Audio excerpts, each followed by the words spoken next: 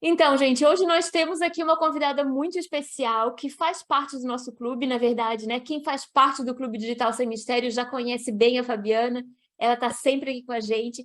A Fabiana é contadora e hoje, então, a gente vai conversar sobre ela, sobre a criação de empresas. O título, né, que a gente deu aqui foi, né, Ser ou Não Ser CNPJ, e hoje nós vamos falar, então, de todos esses detalhes. Ela também vai responder todas as nossas perguntas, que eu sei que nós temos, porque esse é um assunto que está na nossa cabeça, né? Que faz parte aí das nossas dúvidas. Será que eu devo abrir uma empresa? Preciso abrir uma empresa? Quanto que eu posso ganhar sendo MEI, não sendo MEI? Qual é o tipo de empresa? Isso tudo, então, nós vamos falar hoje com uma especialista. Eu sei que no Brasil a gente gosta de pedir conselho para todo mundo, né? Mas isso é uma das coisas que eu aprendi aqui na Alemanha e que eu gosto, que eu pretendo levar para sempre na minha vida, é que quem pode opinar sobre alguma coisa e nos aconselhar sobre alguma coisa é um especialista na área. Então, não, eu não sou apta a dar conselhos para ninguém sobre abertura de empresa, sobre contabilidade. Quem pode fazer isso é uma contadora. E nós temos uma contadora aqui no clube, nós não podemos perder essa oportunidade, né? Então, Fabiana, minha querida, é contigo. A palavra é tua, o lugar é teu agora. Olá, gente, tudo bem? Sou Fabiana, sou contadora, como já disse a Leila, sou mestre em economia e depois de ter feito mestrado, eu fiz uma especialização em psicopedagogia, porque quando eu comecei a dar aula, eu entendi que eu dava aula exatamente como eu aprendi. E sempre numa área mais técnica, como é o caso da contabilidade, acontece que a gente não passa pela pedagogia, e é quando começa a trabalhar, que começa a dar aula, não é da melhor forma, muitas vezes, né? E aí, quando eu comecei a dar aula, a partir dessa experiência, eu entendi que precisava aprender um pouco mais para poder passar aquilo que eu sabia. E aí foi quando eu escolhi a psicopedagogia por entender que os adultos, eu trabalhava com adultos já, né, na faculdade, aprendem de uma forma diferente e precisava, então, eu ter esse conhecimento. Então, fui convidada pela Leila para falar de ser ou não ser CNPJ. Eu confesso que quando a Leila me fez o convite, eu fiquei em dúvida se eu realmente era a especialista para falar nesse assunto. Porque, embora eu seja contadora já há mais de 20 anos, a contabilidade é um ramo muito grande, a gente tem várias especialidades dentro da contabilidade. E a minha carreira foi pautada por auditoria, que é um ramo da contabilidade diferente do escritório contábil, por exemplo. E hoje eu trabalho numa empresa pública que também tem um outro ramo da contabilidade, tem normas de contábeis diferentes, inclusive. Mas eu entendi o convite da Leila como a gente faz parte de um grupo e eu acho que a gente precisa contribuir, né? E dentro do grupo eu sou a pessoa que sabe mais, né? Então eu posso não ser especialista naquele assunto dessa forma, porque não estou no dia a dia, mas eu sou, com certeza, a pessoa que sabe mais dentro do grupo dos outros profissionais. Então eu achei que tinha, sim, uma obrigação de contribuir, é por isso que eu estou aqui.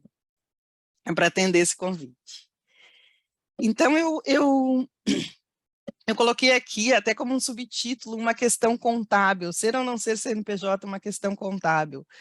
Porque, na verdade, quando a gente pensa em ser ou não ser CNPJ, tem várias questões que a gente precisa pensar, né? E a questão contábil é só uma delas, né?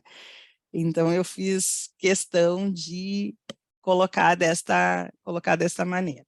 Então, o que a gente hoje, eu me proponho que hoje a gente discuta um pouquinho e pensando a partir de alguns questionamentos de vocês, e para entender melhor, eu achei que a gente precisava botar um contexto, assim, um pouquinho antes, né? Então, eu entendi que a gente precisava falar um pouquinho do que é a contabilidade, quem é o contador, né?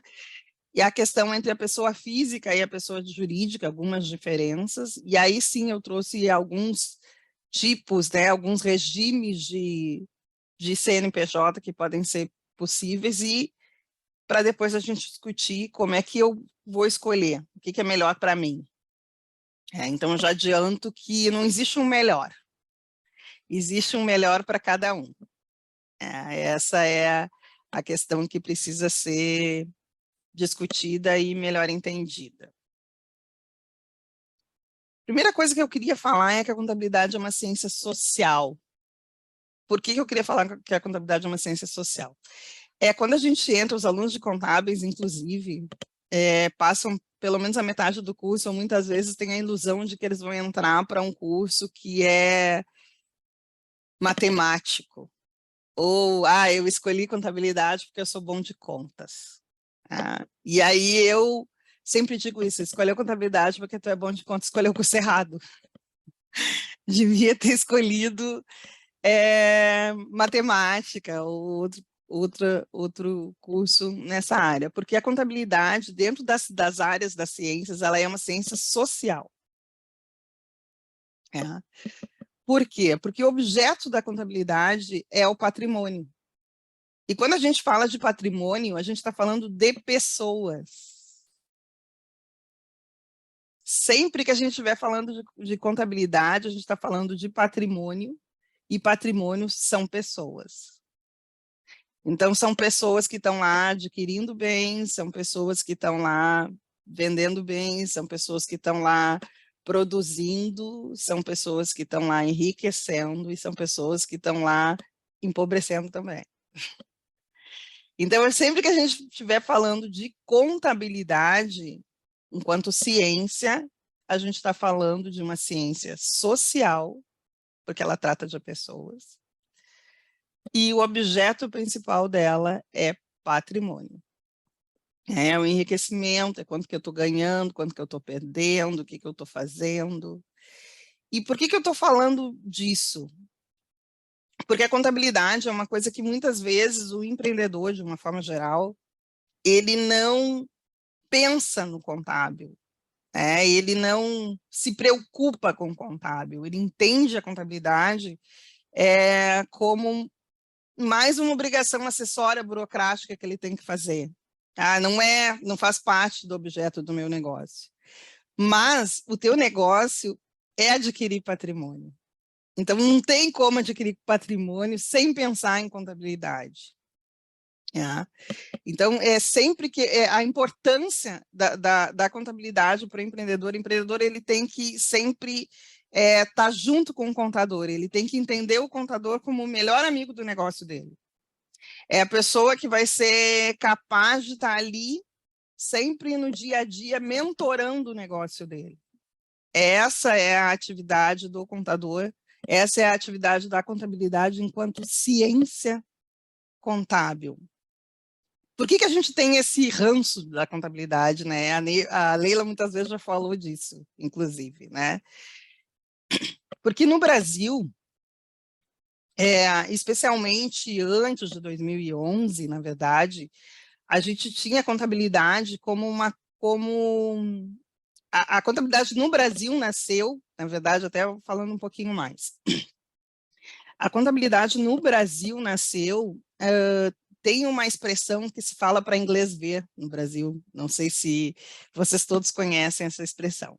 Essa expressão, ela é uma expressão que conta da contabilidade. O que aconteceu? Quando o Brasil virou império, havia necessidade de ter dinheiro no Brasil, de pedir financiamento para fora.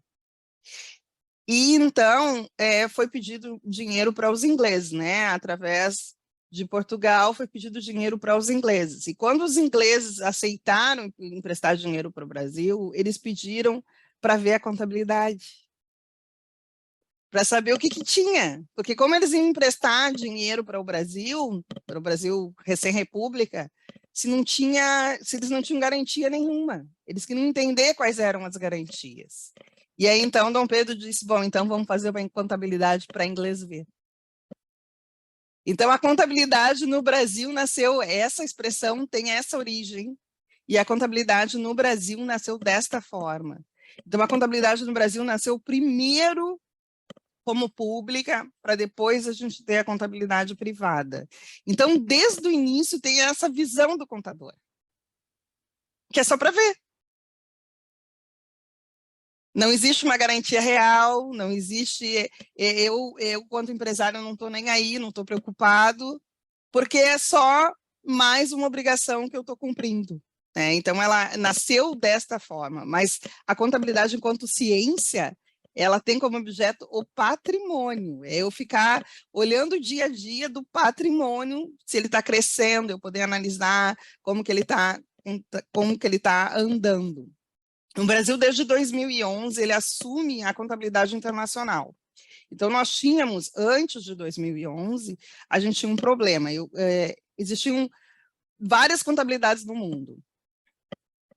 Aqui, as principais contabilidades do mundo antes de 2011, elas eram a contabilidade dos Estados Unidos. E por que eu estou dizendo isso? Porque a gente tem aqui pessoas de várias partes do mundo, então é importante a gente falar disso. Antes de 2011, o Brasil tinha uma contabilidade que era só dela. Eu costumo dizer em aula que é uma contabilidade de umbigo. Só nós fazíamos daquele jeito. Foi uma contabilidade que foi inventada por lei e que até 2011 era a contabilidade que se tinha no Brasil. Então, eu tinha 2 tipos de contabilidade, as duas criadas por lei, uma para as empresas públicas e outra para as empresas privadas. Essa contabilidade das empresas, tanto da pública quanto a contabilidade das empresas privadas, ela foi criada por lei no Brasil, lá nos anos 60, e ela continuava até hoje. A pública foi criada nos anos 40, inclusive, e ela continuava até hoje. Quando chegou em 2011, por solicitação da ONU, se entendeu o seguinte: o problema dos países subdesenvolvidos é que as empresas não conseguem atingir ou não entram nos países subdesenvolvidos porque a contabilidade é impossível de se entender. Então, imagina uma empresa norte-americana ou uma empresa europeia, ela não investia no Brasil porque ela não conseguia entender como funcionava o arcabouço contábil do Brasil, porque a contabilidade no Brasil era uma contabilidade só do umbigo. Só o Brasil tinha aquela contabilidade. Então, em 2011, o Brasil passa a assumir, e ele tinha 2 escolhas a fazer. O mundo, de uma forma geral, as empresas em bolsa de valores, de uma forma geral, elas tinham 2 tipos de contabilidade que podia ser escolhido.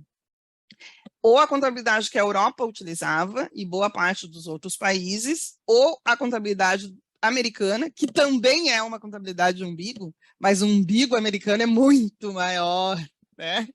Gira o mundo ao redor, que não é o nosso caso. E nós escolhemos a europeia. E todos os outros países do mundo também escolheram a europeia. Né? Então, gradativamente, os países foram se adaptando. O Japão foi um país que precisou se adaptar, o Canadá precisou se adaptar, África do Sul, Índia e outros países também se adaptaram. Então, hoje, a contabilidade do Brasil é semelhante à contabilidade europeia, né? De qualquer lugar no mundo, a contabilidade é a mesma coisa. Né? Tem as regras e princípios e normas iguais. Aqui no Brasil ainda a gente faz uma adaptação, porque a contabilidade que sai lá na Europa, ela sai em inglês e sai em espanhol. Então, aqui a gente precisa fazer uma adaptação. Então, o Brasil não assume de um dia para a noite, ele faz uma adaptação para o Brasil e passa a valer a regra, geralmente de um ano para o outro. Bom, dito isso, né, que a nossa contabilidade é uma ciência social e que o objeto é o patrimônio, o que eu queria que ficasse bem fixo é que são pessoas. A gente está falando sempre de pessoas, quando a gente fala de contabilidade.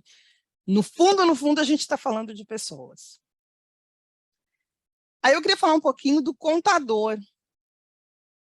Quem é essa figura do contador? A lei que regularizou a profissão contábil, ela chamava o contador de guarda-livros. Ele era conhecido, e algumas pessoas ainda falam isso. De repente, vocês já ouviram de um tio, do avô, falar no guarda-livros, porque o decreto de 46 falava como guarda-livros. Então, a visão que se tinha era isso, era aquele cara que guardava os livros, os registros contábeis, não enxergava o contador como um consultor, não enxergava o contador como aquela pessoa que dava a mão, né, para o empreendedor, que ajudava o empreendedor a entender. Não, ele era o cara que guardava os livros. Então, eu, como empreendedor, estou lá no meu dia a dia fazendo as minhas coisas, e a coisa chata que eu não quero fazer, eu largo para o contador. Né? Então, o que sai do trabalho do contador não me interessa. Portanto, que ele cumpra com todas as obrigações sociais e faça os pagamentos dos tributos, né, em dia. Para mim, tá pronto o trabalho do contador. Justamente agora, com o advento da tecnologia, indústria 4.0 e indústria 5.0, esse papel está muito... finalmente, eu costumo dizer, a gente conseguiu colocar a contabilidade, está conseguindo colocar a contabilidade como ciência, como é o lugar dela. Porque o Brasil é um país que tem muita burocracia, é um país muito burocrático. E nós aqui no Brasil temos um problema que a gente tem várias instituições pelo qual os empresários têm que cumprir. Ele tem que cumprir para a Receita, ele tem que cumprir para a Junta, ele tem que cumprir para vários órgãos ao mesmo tempo. E aí o trabalho do contador estava muito atrelado a cumprir essas obrigações e deixava a ciência de lado, né? Que é o objeto do patrimônio. Né? Então, deixava de ver como que estava realmente o negócio, porque o contador é para isso. Né? O balancete contábil, o que ele é? Ele é uma fotografia daquele dia, numa determinada data do meu negócio, e então o contador é a pessoa que é capaz de transformar numa linguagem que eu entenda. É aquela pessoa com quem eu vou sentar e vai dizer para mim, bom, eu estou ganhando, estou perdendo. Onde é que está meu problema? Aquilo que eu estou produzindo, porque às vezes a pessoa está lá, um empreendedor está lá trabalhando, não está vendo dinheiro. E aí o contador é a pessoa capaz de olhar para o negócio dele, por meio dos números, e dizer para ele, olha, tu está errando aqui, tu não está comprando bem, tu está com um portfólio de produtos grande demais, tu está com um portfólio de produtos pequeno demais, enfim. Então, essas questões ali que o contador pode ajudar. Então, o contador, ele hoje, no Brasil, ele é um profissional que é regulamentado, é uma das profissões regulamentadas, ou seja, tem um conselho que fica no teu pé, né, no dia a dia, para quem tu deve uma obrigação. Então, hoje, se formar em contabilidade, ainda precisa passar por uma prova, semelhante ao que tem o direito, né, que tem aquela prova da OAB, que é famosa, a contabilidade também tem uma prova. Né? Então, a pessoa se forma em contabilidade para ela poder atuar, ela tem de fazer essa prova. Então, ela passa a ser um profissional regulamentado. O profissional regulamentado, ele também tem obrigações civis, né, patrimoniais. Então, eu posso processar o meu contador e o contador perder o patrimônio, né? Inclusive. Então, tem a responsabilidade civil, e essa responsabilidade cada vez mais está surgindo no mercado de seguro, inclusive, para o contábil por conta disso, porque é muito oneroso no Brasil, né? Qualquer erro gera uma multa milionária, dependendo do tamanho da empresa. Enfim, né? Esse profissional precisa ser treinado todos os anos, ele tem que atingir um número de pontos todos os anos, né? E ele precisa ter esse treinamento e comprovar para o conselho dele, sob pena de perder, né, o exercício profissional, sob pena de perder, de deixar de ser contador. Né? Então, esse é o profissional contábil. Por que eu estou dizendo tudo isso? Porque muitas vezes, eu vejo com frequência, as pessoas não conseguem entender por que eu tenho que pagar tanto para a pessoa fazer um determinado tipo de serviço para mim. Mas, porque às vezes até pode parecer que é uma coisa bastante simples, né? Mas não. Essa profissão ela tem que ter esse número mínimo de pontos e de treinamento, porque a legislação está mudando todos os dias, né? Nós, contadores, todos os dias estamos acordando com uma nova regulamentação da Receita Federal, um novo sistema que está sendo implementado, um novo normativo que veio da Europa, enfim, então a gente tem que estar todo dia atualizado, porque a gente vive sob pena de responsabilidade civil, né? Para eu executar o meu trabalho, eu tenho que estar em condições, né, bem informado para poder fazer, e sob pena de eu perder meu patrimônio, né? De eu ter de ser preso, inclusive, né? É isso que a gente está falando. O contador pode ser preso. É isso, em suma, por conta do exercício profissional. E aí, eu queria falar da pessoa física e da pessoa jurídica. Quem que é a pessoa física? Cada um de nós que está aqui, que está nessa aula, nasce pessoa física. Mesmo antes de ter o CNPJ, o CPF, desculpa, nasceu pessoa física.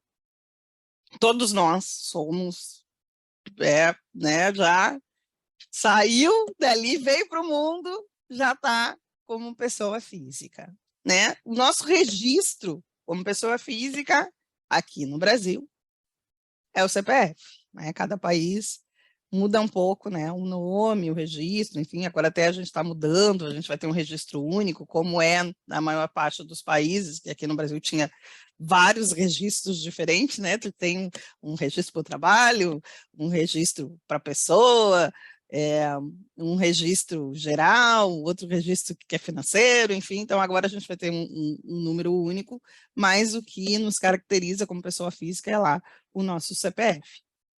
A partir desse CPF, a gente, né, e tendo a idade, seguindo algumas coisas, a gente tem lá os nossos direitos, direito de votar, direito de ser eleito, do nome, da proteção e da privacidade do Estado. Mas a pessoa física, que é o que a gente está conversando, que a gente quer entender, eu, profissional, empreendedor. Pessoa física, eu posso trabalhar dentro da pessoa física? Eu posso trabalhar como CLT. Né? Posso empregado de alguém. Eu não sendo empregado de alguém, a pessoa física, eu sou considerado um autônomo.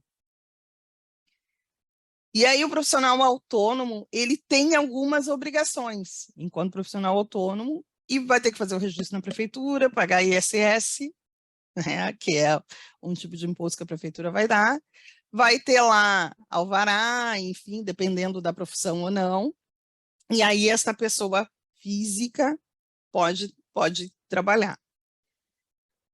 Essa pessoa física que trabalha, que está lá emitindo como autônomo, ela não está dentro do guarda-chuva do INSS, que é a Previdência aqui no Brasil.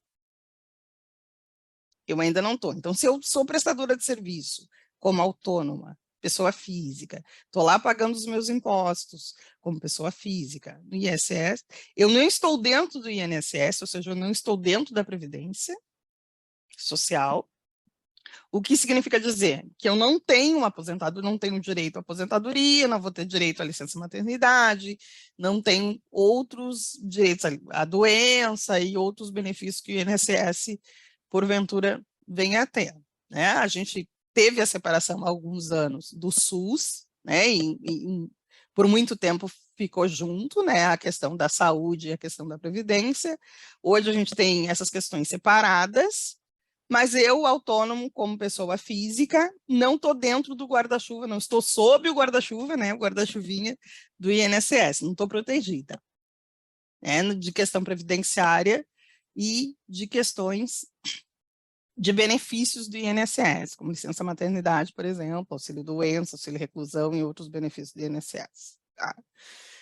Eu vou poder emitir a minha nota fiscal, eu vou seguir o que diz o meu município, porque aí o autônomo está lá pelo ISS, desculpa, do município, a prefeitura que vai dizer. que vai regulamentar e vai dizer qual é o tipo de imposto que ele vai pagar, enfim, enquanto autônomo.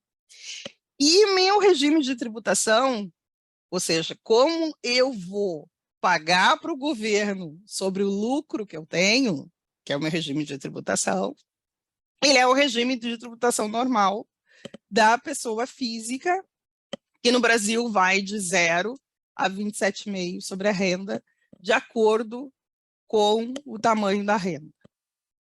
Tá? Então, essa é a pessoa física. Aí eu estou trabalhando só com o meu CPF, como pessoa física. Tá? Quando eu estiver prestando serviço, eu vou pagar, eu vou ser descontado de INSS, inclusive, como autônomo, né, como prolabore. Vou ter esse desconto de INSS. Se eu quiser ter INSS como autônomo, para eu ter INSS como autônomo, para eu estar sob a proteção do INSS, eu preciso pagar o carnê-leão, que é eu dizer voluntariamente para a Receita que eu quero contribuir com X, né? E esse X vai depender também, porque o INSS tem lá os limites a partir de um salário mínimo, até 6 mil e pouco, que é o que eu posso receber, e é sobre o qual eu vou contribuir para depois vão ser calculados os meus benefícios, tanto previdenciários quanto os eventuais benefícios que eu vou ter ao longo da minha vida.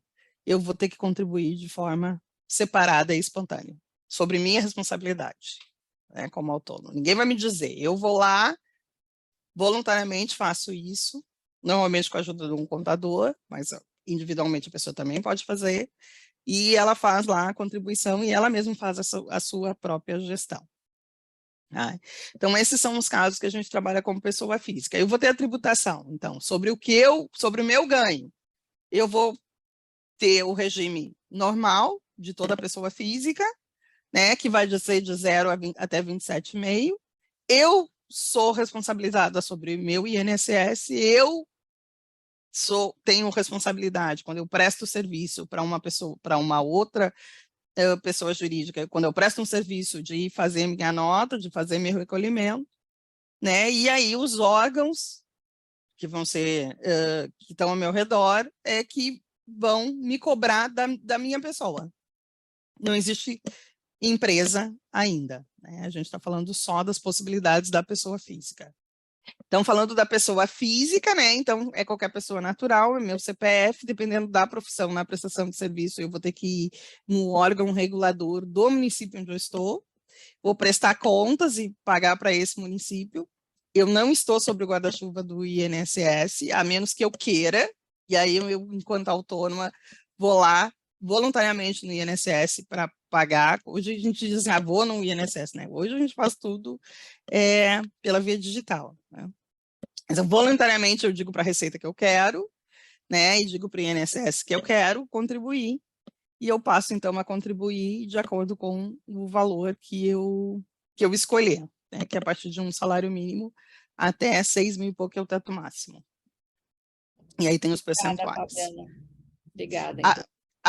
O meu regime tributário, o que eu vou pagar de imposto sobre a minha renda, é a renda total que eu tiver. Então, se eu presto serviço, mas também eu tenho um aluguel, por exemplo, que é um outro tipo de renda, ou no teu caso, tem uma aposentadoria, vai tudo para o mesmo bolo. E neste bolo, quanto somar, e isso vai ser o percentual que tu vai pagar de imposto sobre a renda no Brasil. É isso, pessoa física. E aí, do outro lado, eu tenho que a pessoa jurídica. A pessoa jurídica, eu tenho um leque bem mais amplo. Eu posso ter uma pessoa jurídica a partir de uma pessoa ou com vários sócios. Eu posso ter uma pessoa jurídica iniciando o trabalho a partir de R$10, ou eu tenho a obrigação de, para eu iniciar aquela empresa, ter um capital gigante, por exemplo. Vai depender. Então, a pessoa jurídica, eu tenho várias formas diferentes que eu posso escolher. Então, eu tenho várias formas diferentes que eu posso escolher. Então, quando eu sou pessoa jurídica, ela sempre está de acordo com uma lei registrada em algum órgão competente. Então, toda hora está sendo criado, para que vocês tenham uma ideia. No final de 2021, nasceu uma nova personalidade jurídica no Brasil. Então, toda hora está mudando, está nascendo, está modificando. Isso está acontecendo o tempo inteiro. Assim, não existe uma coisa que é fixa, e eu acho que é importante a gente dizer. A gente está fazendo hoje aqui, conversando nessa live, 19 de outubro de 2022. A gente está falando desses números aqui, do que a gente está falando. E dessas personalidades jurídicas que a gente está falando, elas valem para hoje. Pode ser que amanhã elas não sejam diferentes. Tá? Então, a partir desse momento, eu passo a ter um CNPJ, e aí, assim, eu continuo com o meu CPF e tenho um CNPJ, são duas coisas, aí, né, passo a ter pessoa física e a pessoa jurídica. Elas têm personalidade, né, de direito público ou de direito privado, significa que um Estado tem personalidade jurídica, tem um CNPJ, uma prefeitura tem um CNPJ, uma ONG tem um CNPJ, uma igreja tem um CNPJ, uma associação deveria ter um CNPJ, uma ONG tem um CNPJ, e uma empresa privada tem um CNPJ. E eu, ou vocês, também podem ter um CNPJ. Tá? Então, ela pode ser de direito público ou de direito privado. O que eu tenho? Eu tenho a propriedade como direito de propriedade intelectual, sigilo industrial, um nome e um logotipo. São as coisas que me caracterizam. Então, é aquela coisa que a gente sempre falava, assim, de ter um nome fantasia, né? Porque tem o nome do registro, aquele que está lá no CNPJ, pode ter um outro nome, uma marca, né, diferente, que a gente aqui nessa escola conversa com frequência, né? A esse respeito. E a gente pode ter tudo isso registrado no CNPJ, né? Que é uma coisa à parte, né, do contábil, mas que é também uma garantia que a gente pode ter esses registros, né, para além do número do CNPJ, eu ter lá minha logomarca, meu nome fantasia, também registrado. A pessoa jurídica, ela emite nota fiscal, quase sempre, depois a gente vai falar um pouquinho mais específico, né, mas de forma geral a gente pode dizer que sim, que ela emite nota fiscal. E aí ela tem regimes tributários diferentes da pessoa física. Ela pode ter regimes tributários diferentes da pessoa física. O que significa dizer? Eu posso ter uma empresa, e a gente vai falar de alguns tipos de empresa, e o meu imposto de renda de pessoa física vai continuar sempre existindo. E eu tenho o regime tributário da empresa. Porque a gente não pode confundir a pessoa física da pessoa jurídica. E esse é o principal erro do empreendedor. Fazer essa confusão da pessoa física da pessoa jurídica. O que a gente recomenda? Né? Tem uma das perguntas que veio ontem, que é se pode ter conta bancária, enfim. Se eu tenho um CNPJ, eu deveria ter duas contas bancárias. Uma da pessoa física e uma da pessoa jurídica. Por quê? Porque não se confunde uma coisa com a outra. Inclusive, a tributação que ofereça ao fisco, que é essa palavra eu acho sempre estranho, mas é a forma como a gente diz, né? Porque quem quer oferecer, né? De bom grado. A tributação que eu ofereço ao fisco da pessoa física é diferente da que eu ofereço para a pessoa jurídica. Elas têm patrimônios diferentes. Lembra que eu disse qual é o objeto da contabilidade? Patrimônio.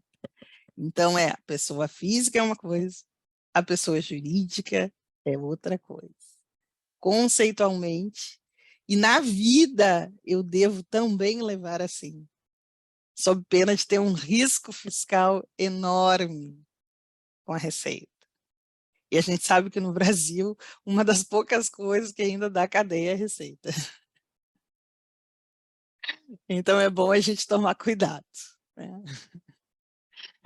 Então, e a gente tem isso. Então, se eu tenho uma pessoa jurídica, eu tenho lá regimes tributários diferentes. que eu posso ter o regime tributário do simples, do lucro presumido e do lucro real. Lucro presumido e lucro real, a gente está falando de milhões, tá?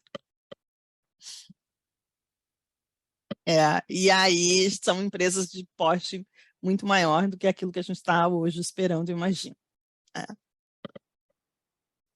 Então, vamos lá. Eu escolhi 3 regimes, 3 diferentes tipos de personalidade jurídica. Eu estou explorando todos? Não. Eu não estou explorando todos os tipos. Eu estou explorando os tipos que eu entendo que podem ser aqueles que a gente aqui vai escolher. O que a gente aqui tem como opção de escolha. Eu poderia colocar, inclusive, a limitada aqui, mas já é um porte um pouquinho maior, né? Para um negócio que a gente, da forma como a gente está pensando, eu imagino, no que a maioria de nós, pelo menos, está pensando, eu acho que esses 3 aqui a gente já consegue explicar. O que acontece? Eu tenho o regime MEI, que é do microempreendedor individual. O microempreendedor individual, ele nasceu de uma necessidade de formalização das pessoas que não tinham um emprego formal. É para isso que o MEI nasceu. Ele nasceu para formalizar. Então, eu tinha lá o vidraceiro, o pipoqueiro, pessoas que estavam lá, que vendia doce, que vendia salgado, vendia lingerie, vendia o Avon, vendia, enfim. Estava lá trabalhando, não tinha direito ao crédito, estava fora do banco enquanto empresa e estava fora do INSS. Porque não tinha nenhum tipo de formalização. Então, era um trabalho precário. Tá? E aí se pensou e se criou o MEI, que é o microempreendedor individual. Por que eu estou dizendo isso? Todo mundo pode ser MEI? Não. E isso é importante a gente dizer. Por que não é para todo mundo? Porque existe uma lista que muda toda hora, todo ano, do tipo de trabalho que pode ser exercido pelo MEI. Então, por exemplo, o trabalho de contador, quando nasceu, podia ser MEI. Hoje não pode mais. Então, eu vou ter que entender, existe um site do governo que é exclusivo para o MEI. E lá tem uma lista, que depois eu posso passar, acho que até melhor no grupo, tem uma lista de quais são as atividades que podem ser exercidas pelo MEI. Essa lista muda periodicamente. E, de novo, gente, sempre que a gente está, eu gosto de dizer isso, porque em aula também eu digo isso, assim, tudo sempre é movimento político. Economia e política sempre se misturam. Então, de acordo com como está a economia, acontece um movimento político e tudo muda. Então, as atividades, e do dia para o outro, às vezes. Então, às vezes, tu está numa atividade que é MEI e no dia seguinte tu está desenquadrado. Não é no dia seguinte, é sempre de um ano para o outro. Tu está desenquadrado porque aquela atividade tu não pode mais exercer enquanto MEI. E aí, a Receita vai lá e desenquadra a tua empresa do tipo de MEI e bota em outro tipo. Tá? Simples assim. Para a Receita é simples assim. Então, assim, essa é uma das coisas. O MEI, ele tem vantagens, como tudo na vida, e desvantagens. Então, assim, quem fatura até 88 mil no ano de 2022, estou botando aqui porque todo ano muda, já tem projetos, por exemplo, para ser mais de 140 para o ano que vem.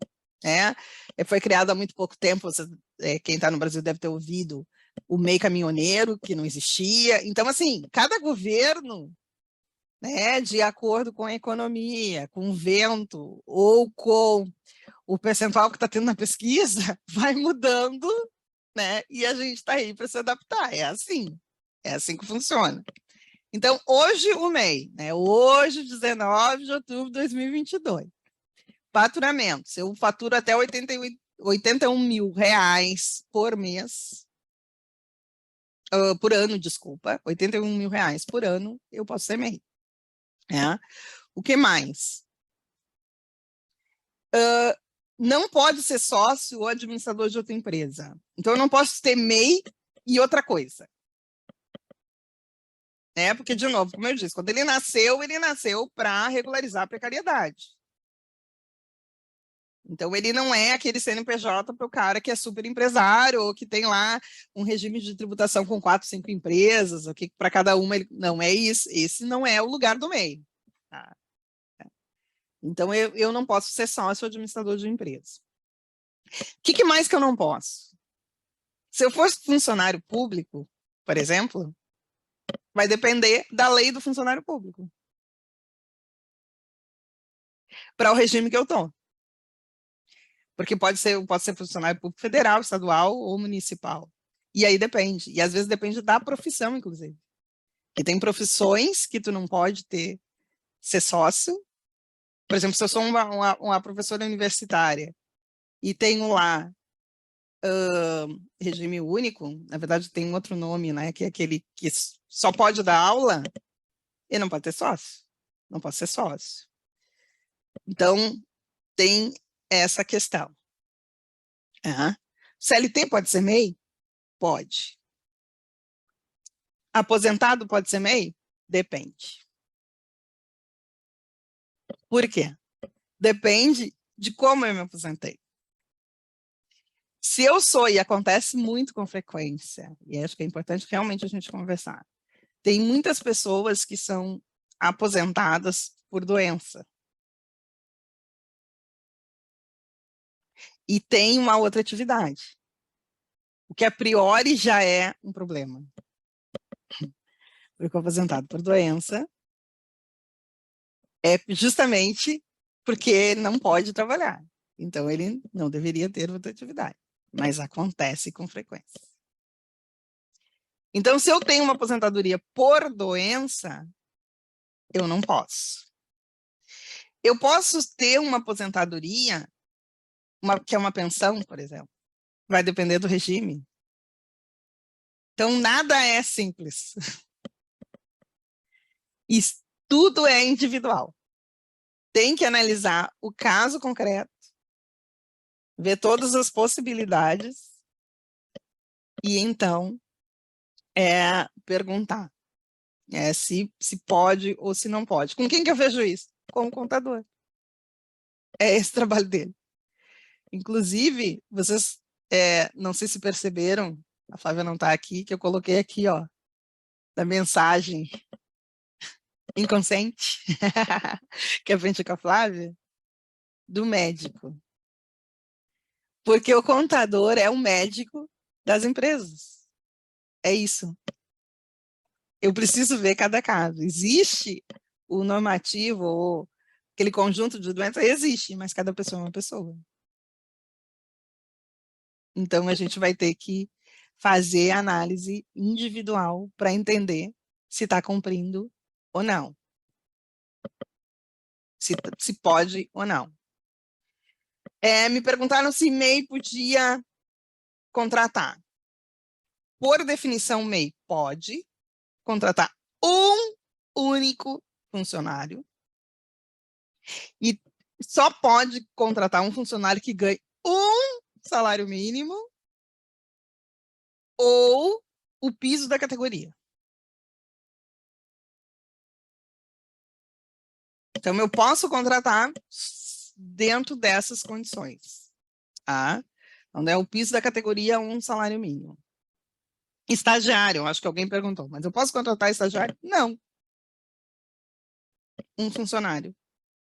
Piso da categoria. Esse funcionário é um funcionário normal. Vai ter férias, vai ter 13º, vai ter FGTS, vai ter todos os direitos de qualquer funcionário.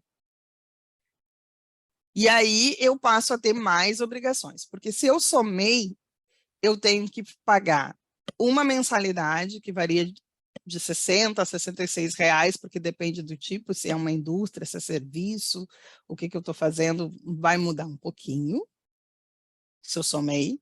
que é a minha obrigação mensal, é em torno entre 60 e 66 reais. Ela muda todo ano, porque, na verdade, nesse 66 reais está incluso o meu INSS, mas o tipo de aposentadoria que o MEI tem é limitado. Tá. Então, assim, ó, a gente, de repente, vou fazer uma pergunta aqui, tá? Tá ótimo. Porque a gente está falando aqui, né? A maioria de nós faz o quê? Ensina, ou cria curso, ou vende livro, ou, né, dá aula particular, ou presta consultoria. Digamos a Leila, tá? A Leila. Se a Leila morasse no Brasil e ganhasse menos de 80 mil por ano, eu poderia ser MEI? Aí que tá, Lê. Nós vamos chegar lá. Ah, Depende. tá. Vamos chegar lá. Nem todos nós pode. Ah, tá. Mesmo sendo professor, nem todos nós vai poder. Porque Tá. Porque, via de regra, sim, tá? Mas, se eu tiver aposentadoria, eu tenho que entender que tipo de aposentadoria eu tenho, porque todos nós somos professores, mas alguns de nós já são aposentados, por exemplo. Então, eu tenho que ver.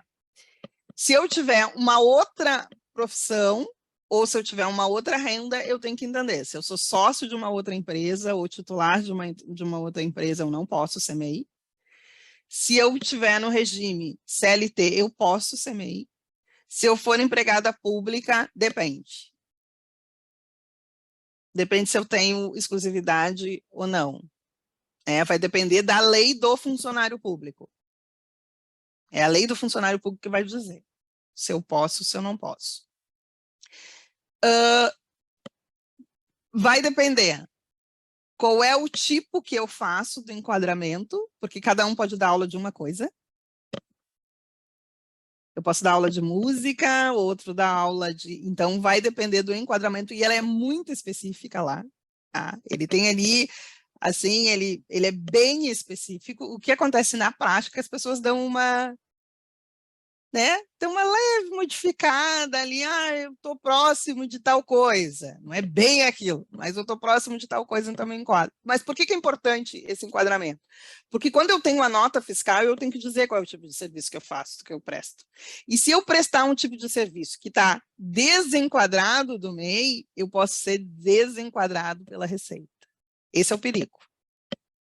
Então, eu tenho que entender se aquele tipo de trabalho que eu faço, especificamente o que eu faço, tu vai sentar na frente de um contador e tu vai dizer que trabalho tu vai prestar. Aí eu vou vender livros, eu vou fazer e-book, eu vou dar aula de contabilidade, eu vou fazer mentoria, e aí ele vai te dizer em qual daquelas obrigações se encaixa, e tu vai precisar entender isso com clareza, para que quando tu fores prestar o serviço e emitir a tua nota, fique dentro daquilo ali. Não saia um pouquinho. Quando tu fez a empresa, tu tinha a intenção de fazer aquele tipo de trabalho, quando surge um novo trabalho, o que tu tem que fazer? Consultar teu contador, para tu não ter problema lá na frente. E, gente, isso acontece com muita frequência. Com muita frequência. E o que está válido para hoje, como eu disse, pode não ser válido para o ano que vem. Porque essas categorias do que pode, do que não pode, muda, e com frequência. Que nem eu disse, esse ano a gente passou a ter o MEI caminhoneiro, não existia isso. Entende? E aí, quando ele coloca o MEI caminhoneiro, o que ele faz? Ele tira algumas categorias, porque alguém tem que pagar a conta. Então, eu tiro um e outros, coloco um e tiro outros. Isso acontece o tempo inteiro. O tempo inteiro. O tempo inteiro quer dizer assim, não é todo dia. Mas, normalmente, de um ano para o outro, ou às vezes por medida provisória, que daí realmente é de um dia para o outro. Né? Então, assim, a contabilidade, a economia e a política estão ligadas sempre. Né? O que acontece no Jornal Nacional hoje, o contador tem que saber para amanhã eu estar apto a cumprir com o meu trabalho. É isso. Né? Não tem descanso. A gente não tem descanso, é 24 horas, está mudando toda hora. Né? O diário oficial ali é a minha lupa, é o que está acontecendo o tempo inteiro. Então, assim, para eu ser MEI, via de regra, sim, eu posso, pode ser qualquer pessoa, via de regra, sim, mas tem algumas exceções. Eu tenho um limite, que é até 81, eu posso ter no máximo um funcionário, Para eu fazer, é relativamente simples, né? Eu posso fazer pela internet, vou lá e faço o cadastro, coloco as informações, mas eu tenho todas essas questões que se eu não sei, e eu, como tu disse no início da aula, se tu não te aconselha com quem sabe, tu pode ter um problema bastante grave. Tá? Então, assim, pode ser que tu não queira continuar com o contador, mas quando tu abre a empresa, é importante tu fazer essa consulta com o contador, para ele entender o teu caso específico. Né? E ainda pode haver outras regras que eu aqui não estou falando. Aposentadoria.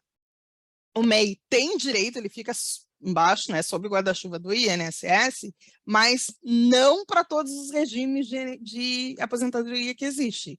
Ele tem direito à aposentadoria por idade, que para a mulher é 60 e para o homem 65, hoje, né, porque também a aposentadoria varia, e sobre um salário mínimo, que é o mínimo da aposentadoria. Então, eu estou contribuindo para ter um único salário mínimo. Pergunta que normalmente as pessoas fazem, que talvez seja a pergunta da Silvana. Eu já sou aposentada, não estou interessada em ter INSS. Ainda assim tu vai pagar, tá? Silvana. Aquela taxa dos R$66 tu vai pagar de qualquer forma, tá bom? Mas, por quê? Tu continua tendo os outros benefícios. Né? E dependendo de como é a tua aposentadoria. Porque, por exemplo, se tu tem o benefício de licença saúde, se tu tiver aposentadoria pelo INSS, tu não tem. Porque o INSS não paga 2 vezes para ti. Mas, se tu tiver uma outra aposentadoria num outro regime, por exemplo, se tu é militar, ou se tu é funcionária pública, federal, estadual, que não é do INSS, tu tem direito. Tá? Então, são essas as questões. O que é outra coisa do MEI, tá? O MEI se confunde a pessoa física da pessoa jurídica. Eu tenho 2 registros. O registro como pessoa física e o registro como pessoa jurídica. Eu posso e deveria ter 2 contas bancárias, eu posso fazer minha contabilidade tudo separada, mas do ponto de vista civil, de responsabilidade civil, se confunde a pessoa física da pessoa jurídica. O que acontece? O que o MEI dever, a dívida que for adquirida pelo MEI, pode ser executada a pessoa física. Se eu quero ser do regime simples, que aí o máximo é 15% de imposto de renda, aí eu tenho que partir para o lado, para os outros tipos de empresa, que não o MEI. Tá? Que é, para o nosso caso, existem outros tantos, tá? Para o nosso caso, eu apresento para vocês o EI, que é uma empresa individual, ou ainda a sociedade limitada unilateral. Essa sociedade limitada unilateral é novidade. Saiu no final de 2021. Qual que é a vantagem que ela tem sobre o MEI? Qual que é a vantagem que estas duas, eu vou apresentar as duas juntas assim, que elas têm sobre o MEI? Lembra que eu disse que o MEI não era para todo mundo? Mesmo para professores digitais, como somos, ele não é para todo mundo. Por quê? O EI, que é uma empresa individual, ela tem mais categorias, ela abre um pouquinho mais, ela tem um leque mais amplo que do MEI, que é reduzidinho, que é os tipos de atividade. No EI, eu tenho um pouquinho mais do que o MEI. Então, assim, ó, não me encontrei lá no MEI, fui lá, olhei na lista, né, o que eu faço, ou tudo que eu faço, não é uma coisa que eu faço, hein, gente? É tudo que eu faço.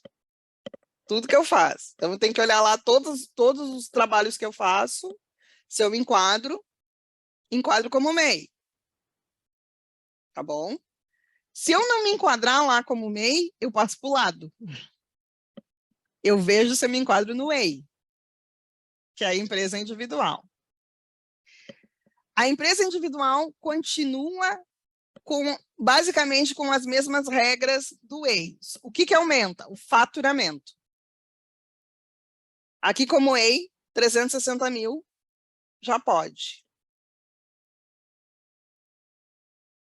A gente está falando diferente do que a Tânia falou. A Tânia falou o seguinte, a Tânia falou que ela tinha MEI, ela tinha uma sociedade com a mãe dela.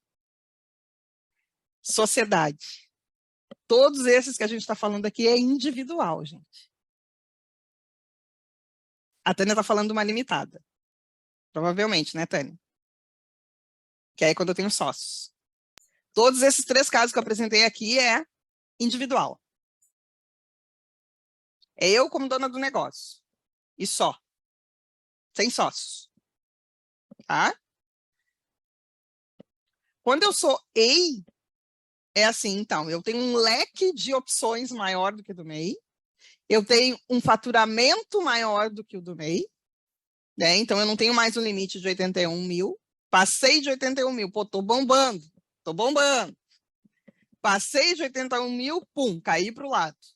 Já tô aqui. Com faturamento de 360 mil. Diferente do MEI, que paga uma taxa de imposto por mês, que é aquela de R$66, porque assim, independente se eu faturei R$1.000 ou se eu faturei naquele mês R$3.000 ou R$4.000 naquele mês, eu vou pagar os mesmos de imposto, os mesmos R$66 no MEI, tá? No EI, a empresa é diferente. Ele vai pagar pelo Simples, e o Simples é por nota fiscal. Não é mais um imposto único. Ele vai ter tributação nota a nota. Não é que cada vez que eu pagar, que eu prestar um serviço, eu vou lá pagar o imposto. Não é isso. Eu vou ter a tributação nota por nota e no final do mês eu vou fazer a apuração. Eu vou somar tudo e vou ver quanto é que vai dar. Eu tenho um regime tributário aqui facilitado, que é o Simples. É mais que o MEI, com certeza. É menos do que o normal, com certeza também. É um regime intermediário. Tá? Eu não tenho limite de empregados, Giovanete, que eu acho que também é uma questão que tinha perguntado. Então, se eu tenho 2, 3 empregados, eu posso ter. Só eu sou a dona, como única sócia, mas eu posso ter empregados, à vontade. Diferente do MEI, que só pode ter um. Então, aqui, o MEI é aquele que é precário, quando começou. Melhorei, pum, tô grandona. Já tô no EI, tá? Só que, assim, o EI ainda se confunde a pessoa física da pessoa jurídica em termos de patrimônio. Então, deu errado, deu um probleminha na minha empresa, meu apartamentinho pode estar comprometido, meu carro comprometido, é isso, tá? No EI. Mas, recentemente, o tempo está indo, surgiu uma nova figura. E vocês devem ter ouvido muito falar da Lei da Liberdade Econômica. Se fala muito na questão política, a Lei da Liberdade Econômica. A Lei da Liberdade Econômica criou a figura do SLU, a Sociedade Limitada Unilateral. É novíssima em termos contábeis e jurídicos, nasceu no finalzinho de 2021. O que ela tem de vantagem, a Lei de Liberdade Econômica? Ela não confunde o patrimônio da pessoa física da pessoa jurídica. Tá? Qual é a outra vantagem? E agora eu vou responder a pergunta da Leila. Ela pode ser usada por profissões regulamentadas. Então, aqui, todos nós somos professores, mas eu sou contadora. Logo, eu tenho profissão regulamentada. Eu não posso ser MEI. Para a minha atividade, eu posso ter um MEI para vender roupa. Entendeu? Mas para a minha atividade contábil, eu não posso ser MEI. Eu não posso ser EI, que também não atinge atividade regulamentada. A minha melhor opção é ser SLU. Por quê? Desculpa, Leila. A profissão regulamentada, como eu disse lá no início, tem responsabilidade civil no exercício profissional. Então, por isso aqui eu separo a pessoa física da pessoa jurídica, se eu tenho empresa. Mas se eu decido ser autônoma, que era lá a pessoa física, eu não estou separando nada. Eu, como contadora, fico sem cobertura nenhuma em relação ao patrimônio. Exatamente, eu acho que essa é a grande vantagem dessa sociedade limitada unilateral aí. Porque, gente, ninguém tá livre de ter um problema, né? De ter um problema, de ter um ano ruim, de levar uma multa, sabe? De fazer alguma coisa errada, levar uma multa, levar um processo. E daí, se a nossa, né, o nosso status, digamos, ele dividir o patrimônio pessoal da empresa, isso é uma garantia, porque, né, a não ser quem herdou as suas coisas, não é o meu caso, não é nada dado, né? A gente trabalha a vida inteira para ter uma casa, para ter isso, para ter aquilo, e daí acontece alguma coisa com a empresa e a gente vai ter que, né? Vai ter que pagar com essa propriedade que a gente tem, que de repente adquiriu de uma outra maneira, ou de uma vida inteira de trabalho, né? E também para quem vive, eu penso assim, né, para quem vive em casal, por exemplo, para quem vive em família, né? Geralmente a gente compra coisas juntos. E daí tu abre uma empresa, a empresa dá um bere, tu tens que dar a casa, tu tens que dar o apartamento que tu comprasse com a tua pessoa, né? É coisa para separação, entendeu? É coisa para ter aí um problema pessoal muito considerável, eu acho. E o contrário também, né, que é o divórcio e a pessoa que não tem nada a ver com o teu negócio. Ter uma parte, exatamente. Exatamente, isso também é. Então, assim, o faturamento é igual, né, do EI, da SLU e do EI é igual, quer dizer, então eu posso um faturamento que chega até 360 mil, que eu botei ali ME e EPP, né, 360 mil se eu sou microempresa, que aí eu tenho uma tributação pelo Simples, que eu pago uma tributação menor, mas se eu passar do 360 até 4,8 milhões, tá tudo bem, só que aí eu vou pagar um pouquinho mais de imposto. Então, serve também tanto para o EI quanto para a sociedade limitada unilateral. Como disse a Leila, a vantagem duas vantagens, né? Dá para dizer, a vantagem é separar o patrimônio físico do patrimônio da pessoa jurídica. Isso é importante a gente pensar, gente, porque quando a gente começa, a gente não quer gastar, ninguém quer, né? Aí eu penso assim, eu começo como um MEI, né? Estou lá dentro das minhas atividades, professor, em tese pode, tá? Assim, via de regra pode, só vai ter que olhar bem do profissional e tal.